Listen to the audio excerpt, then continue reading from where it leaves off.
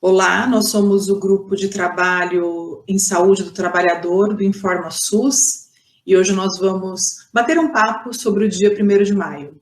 Eu sou Vivian Meninel, sou enfermeira e professora do Departamento de Enfermagem da Universidade Federal de São Carlos.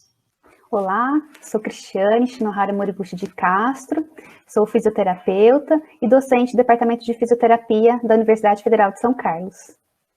Bom dia, eu sou Daniela, psicóloga e sou servidora da Fundação Casa, atuando no setor de medicina do trabalho.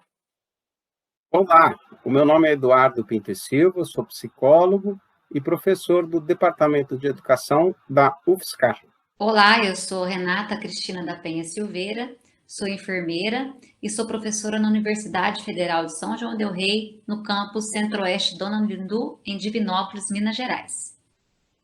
Olá, o meu nome é Vera Regina Lorenz, eu sou enfermeira e advogada, ex-professora da Universidade Federal de São Carlos e atualmente estou na prática advocatícia. Hoje nós estamos aqui para conversar um pouco sobre o dia 1º de maio, que é reconhecido no Brasil e em todo o mundo como o Dia dos Trabalhadores ou o Dia Internacional do Trabalho. Mas será que esta é uma data a ser comemorada? Este dia remonta à luta de trabalhadores, ainda no século XIX, por melhores condições de trabalho, e ainda hoje deve ser um dia marcado por reivindicações de direitos e de lutas por condições de trabalhos dignas e seguras. É uma luta cotidiana que deve ser enfrentada por todos os trabalhadores e todas as trabalhadoras pelo direito à vida, à saúde e ao trabalho seguro, principalmente nos tempos atuais, em que os direitos têm sido agressivamente subtraídos. Mas por que é relevante abordar este tema? Estávamos reunidos no grupo da saúde do trabalhador, do Informa SUS, nos organizando para pensarmos nossas produções, nossos vídeos, nossos textos.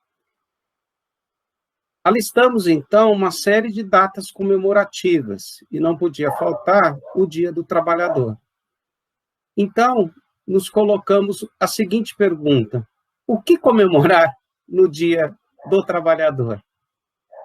E após as primeiras discussões, logo criamos um consenso. Não é exatamente um dia para festa e comemoração, mas sim um dia de lutas. Como colocou a Vivian, as lutas do direito, as lutas por moradia, as lutas por estudo, por trabalho dignos. Essas lutas são constantes, permanentes, sempre com avanços e recuos e muitas contradições. Se ganham batalhas, se perdem outras, e assim sigamos. Mas são lutas que são fundamentais para garantir a justiça e o direito, que são elementos essenciais para a saúde e o bem-estar. Acho que o Eduardo traz pontos extremamente relevantes, né? Agora, eu queria entender um pouco melhor, Eduardo, como que você visualiza essa conjuntura de lutas, essa perspectiva das lutas pelo trabalhador em prol à segurança no trabalho, em prol à sua saúde física e mental? Trata-se de um imenso desafio.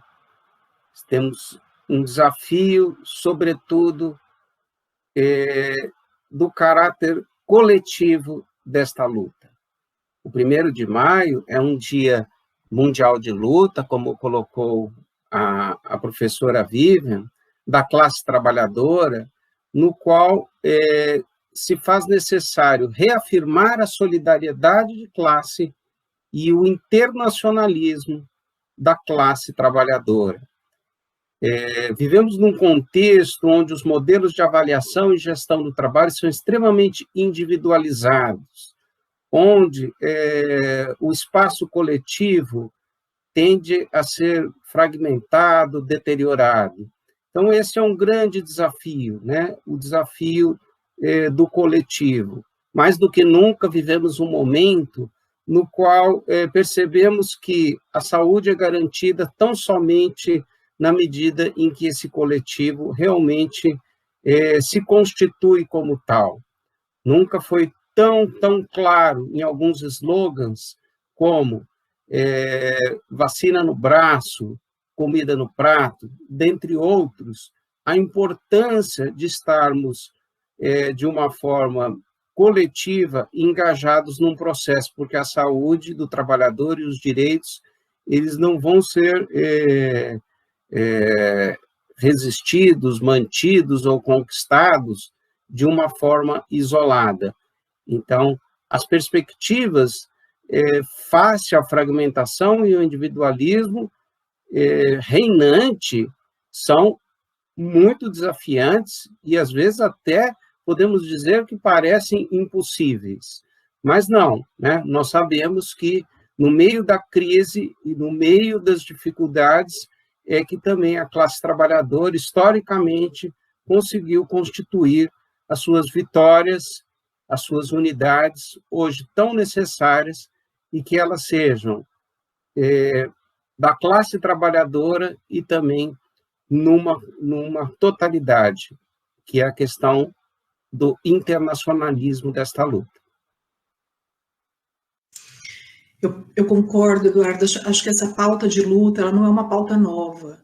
Eu acho que a pandemia, ela trouxe essa pauta, ela trouxe à luz essa pauta que não é uma pauta nova, que é uma pauta que os trabalhadores e que a classe vem buscando já faz algum tempo. Os dados mais recentes que nós temos, disponibilizados pelo Observatório Digital do Trabalho, eles nos mostram que no Brasil, em 2018, é o dado mais recente, nós tivemos 5,5 mortes por dia de trabalhadores, mortes decorrentes de acidentes de trabalho. Então, nós estamos falando de aproximadamente 6 pessoas morrem por dia no Brasil por conta de acidentes de trabalho, e isso é inadmissível.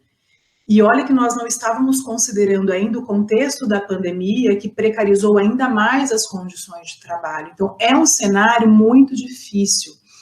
E queria que a Renata comentasse um pouco o que mais chama atenção neste cenário que nós estamos vivendo em relação aos trabalhadores brasileiros. Bom, pessoal, vou trazer para vocês alguns dados relacionados ao desemprego, né, do trabalhador aqui no Brasil.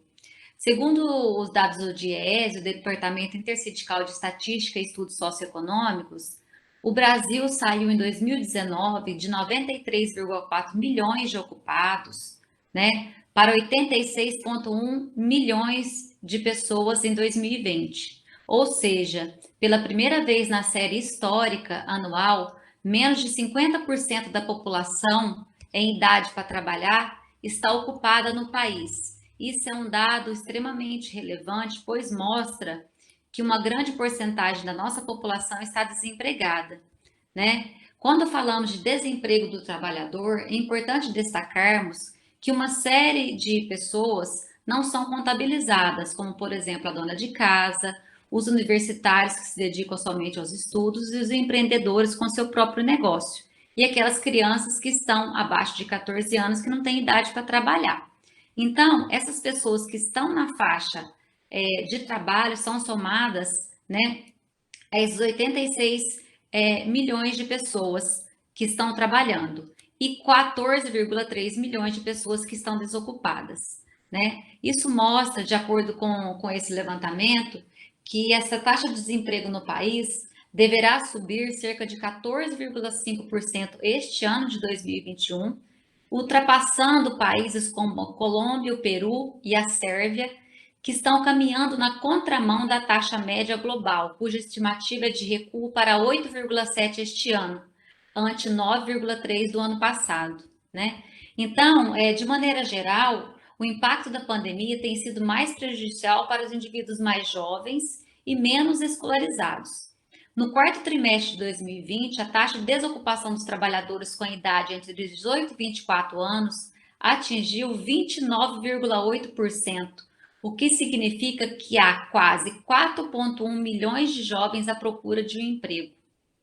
Já o corte, que está relacionado à escolaridade, mostra que a crise acentuou ainda mais a desocupação entre trabalhadores com ensino médio incompleto, cuja taxa aumentou de 18,5% para 23,7% entre o quarto trimestre de 2019 e o mesmo período de 2020. Portanto, essa taxa de desocupação deverá seguir elevada, principalmente nos segmentos mais vulneráveis, ou seja, os jovens e os menos escolarizados, como probabilidade de transitar da desocupação e da inatividade para a ocupação, que já era baixa, se tornando ainda menor na crise atual com a pandemia e as várias demissões que ocorreram. Cresceu também o trágico número de famílias em situação de extrema pobreza, a maior desde 2014. São mais de 14 milhões, ou cerca de 39,9 milhões de pessoas na miséria no Brasil. Né? E importante destacar que muitas famílias sobrevivem apenas com a renda mensal de R$ 89,00 por pessoa. Eu gostaria de falar também, né, que algo que vem aumentando, que é o teletrabalho.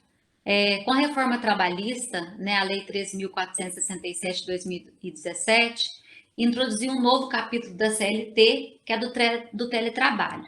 Né?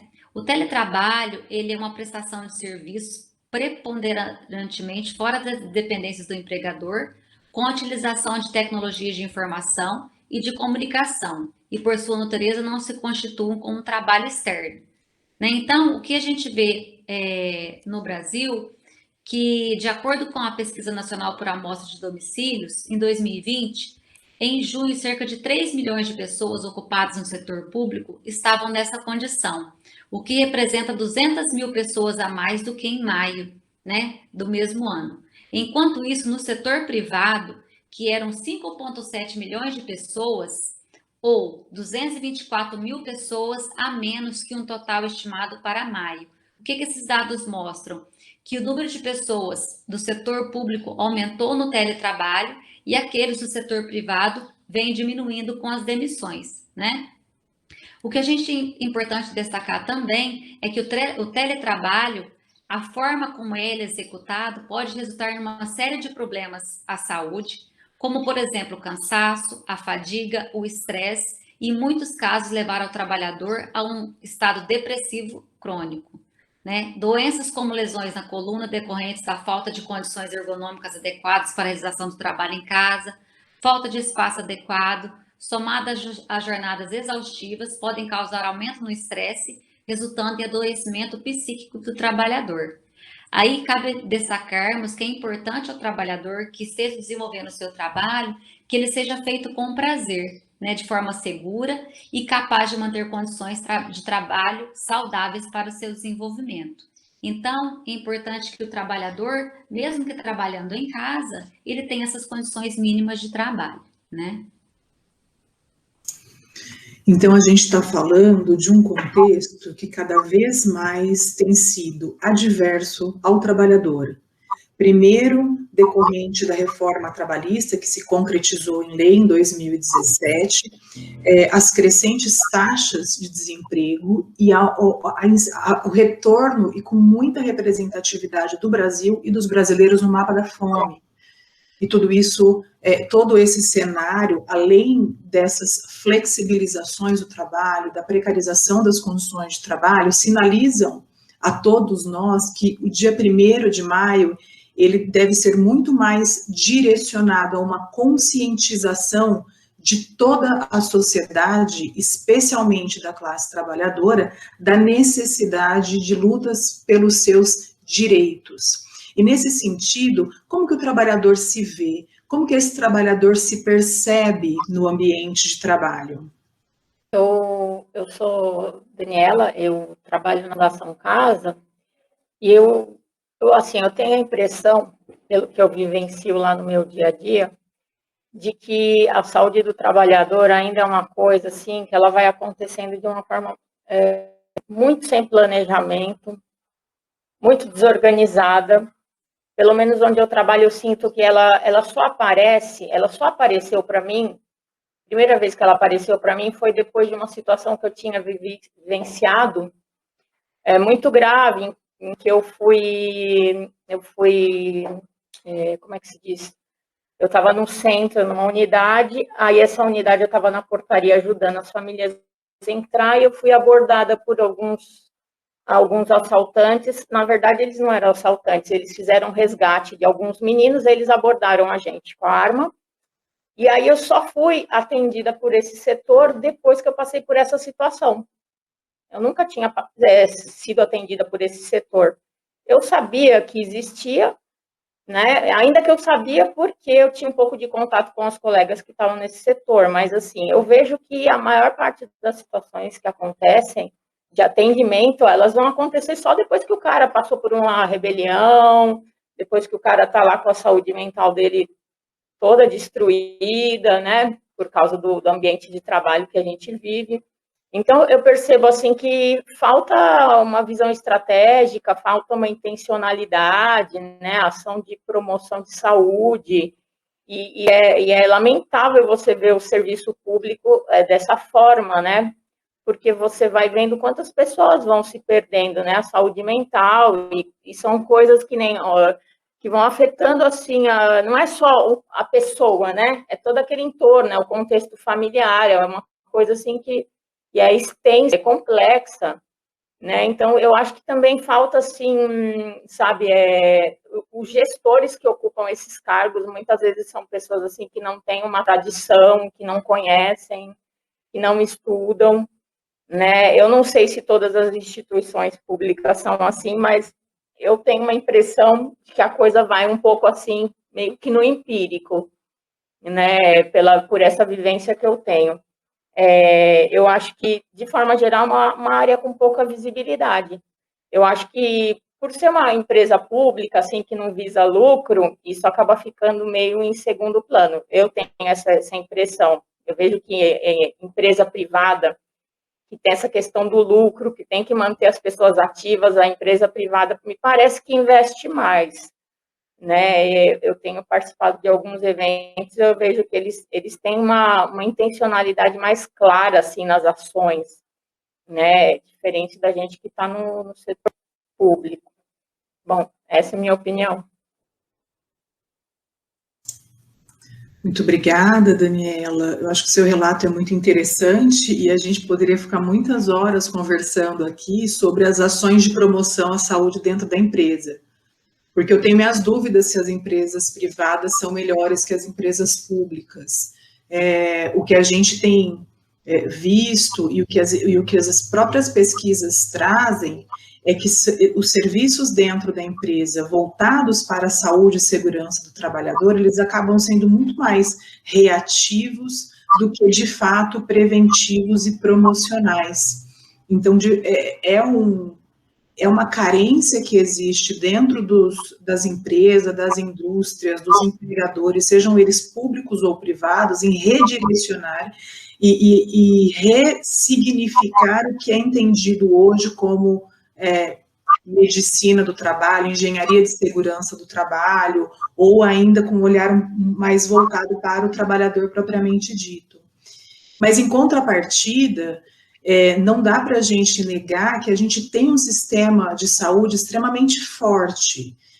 Mais do que nunca, a gente tem visto que o SUS, o Sistema Único de Saúde, ele tem sido protagonista em muitas ações voltadas à pandemia. Se a gente hoje tem vacinação, se a gente tem diversas ações voltadas à população em geral, é porque a gente tem um Sistema Único de Saúde que tem acesso universal e que, apesar do subfinanciamento e das constantes agressões que ele vem sofrendo pelos governos, ele vem sustentando o seu papel. E ele também tem um protagonismo na saúde dos trabalhadores. E queria que a Cristiane falasse um pouco mais, assim, dos avanços dessas políticas públicas voltadas à saúde do trabalhador no SUS. Exato, Vivian. Eu vou falar, então, na verdade, fazer uma reflexão, né, sobre os avanços e desafios da saúde do trabalhador no SUS. Não que o 1º de maio, né, seja uma reivindicação apenas por saúde, né, e nem excluindo a luta que precisa ser feita para a garantia de todos os outros direitos do trabalhador. Mas eu vou falar um pouco mais na minha perspectiva de formação, que sou fisioterapeuta, e por isso que eu vou trazer um pouco mais sobre avanços e desafios, né, da saúde do trabalhador no SUS. Então, eu levantei 4 principais avanços que eu entendo na saúde do trabalhador no SUS. O primeiro deles é a ampliação da compreensão do processo saúde-doença, tendo o trabalho como um dos determinantes desse processo. Isso porque, né, esse avanço na compreensão permite a interferência no trabalho pela saúde pública. E nesse sentido, a gente tem a regulamentação da jornada de trabalho, as regulamentações das condições de trabalho. E, em paralelo, a gente também tem o estabelecimento da Vigilância em Saúde Trabalhadora, a VISAT, né, que vai fazer essa análise dos fatores determinantes de agravos e forma de interferir sobre esses determinantes. Um outro avanço que eu entendo é a criação da Rede Nacional de Atenção Integral à Saúde Trabalhadora, a RENAST, em 2002, que é, então, uma rede que vai integrar a rede de serviços do SUS por meio dos Centros de Referência em Saúde do Trabalhador, que hoje totalizam em 233, segundo a plataforma RENAST Online, e que a RENAST é, então, a principal estratégia da organização de saúde do trabalhador no SUS, com o propósito de implementar as ações, né? Então, acho que vai um pouquinho no direcionamento que a Daniela trouxe de dificuldades e desafios, né? Então, a RENAST vem como estratégia para implementar essas ações de assistência, vigilância, prevenção, promoção, na perspectiva de saúde do trabalhador, que é diferente da rede assistencial como um todo. Ao mesmo tempo, a RENAST também, ela possibilita o avanço na formação de recursos humanos qualificados em saúde do trabalhador, que é um outro ponto importante. Um outro avanço que eu coloco é a homologação da Política Nacional de Saúde do Trabalhador e Trabalhadora em 2012, que é a nossa referência normativa de princípios e diretrizes em saúde do trabalhador. E eu coloco como pontos principais dessa política o fortalecimento da vigilância, promover saúde e ambientes e processos de trabalho saudáveis, garantia da integralidade da assistência à saúde do trabalhador, com inserção das ações em saúde do trabalhador em todas as instâncias e pontos da rede de atenção à saúde. E um quarto avanço seria a constituição e consolidação da Comissão Intersetorial de Saúde do Trabalhador Nacional na década de 90, né, que permitiu a participação social na política de saúde do trabalhador. E pensando nesses 4 avanços, eu elenquei alguns desafios, que, de novo, eu volto muito para o que a Daniela trouxe, né? Então, o grande desafio de formação de recursos humanos, né? Então, a gente tem uma dificuldade, né, com a formação que a gente tem de incorporar a saúde do trabalhador nas práticas cotidianas e também que essas práticas, né, sejam baseadas na realidade dos trabalhadores. E que essa formação permita a transformação da realidade, né, com operacionalização da vigilância, modificação das condições de trabalho e como forma de garantia de direitos do saúde do trabalhador. Mais relacionadas, eu vou colocar a saúde mesmo, né, direito à saúde, como também o direito trabalhista, previdenciário, que acabam sendo garantidos por algumas ações em saúde, por exemplo, as notificações. Um outro desafio relacionado a recursos humanos é a rotatividade de profissionais e gestores, que dificultam, então, a continuidade das ações ao longo do tempo. Também a dificuldade em municipalizar ações em saúde do trabalhador, por essa falta de recursos humanos qualificados, como também de ter recursos humanos suficientes para se dedicar a essa área em específico. E, por último, a dificuldade, né, o desafio em constituir um efetivo controle social. Então, um controle social que tem as representações intersetoriais, com diferentes entidades sindicais e organizações populares. Eu falo um pouco, né, da minha experiência aqui na CIST São Carlos, que é um grupo pequeno, né, com baixo nível de mobilização social e muita dificuldade em efetivar o controle social. Então, eu fecho essa reflexão dizendo que a gente tem avanços, né, grandes avanços em saúde do trabalhador, mas que nesse 1º de maio a gente também tem muitas ações a serem feitas e muitos desafios a serem superados. Muito legal o panorama que você traz do Sistema Único de Saúde e o contraponto da saúde que ainda é dentro dos espaços e dos locais de trabalho. E a gente tem visto ao longo dos anos, e aí falando muito do contexto nacional, os impactos das políticas e das decisões que são tomadas, muito sob o viés econômico, no financiamento do Sistema Único de Saúde, do próprio direito à assistência social e à seguridade social. Queria que o Eduardo falasse um pouco com a gente sobre esses impactos políticos e econômicos na saúde dos trabalhadores. Os impactos políticos e econômicos, eles não são nada mais, nada menos do que efeitos dos determinantes fundamentais econômicos e políticos. Dardot e Laval, em seu ensaio sobre o neoliberalismo, o apontam como uma nova razão do mundo, onde a mercadorização da vida se faz presente em todo o tecido social. Isso alcança todos os níveis, isso se dá de forma planetária, nas dimensões organizacionais, institucionais e até mesmo na subjetividade, compreendendo-a tanto como subjetividade coletiva ou como subjetividade das identidades singulares, na produção do sujeito neoliberal. A ideia do empresariamento de tudo e até do empresariamento de si mesmo. O desemprego, como colocou a Renata, é algo alarmante. E, pensando nos seus fundamentos econômicos, ele não é um efeito colateral do capitalismo. Ele não é simplesmente algo conjuntural. Ele é estrutural e intrínseco ao modo de produção.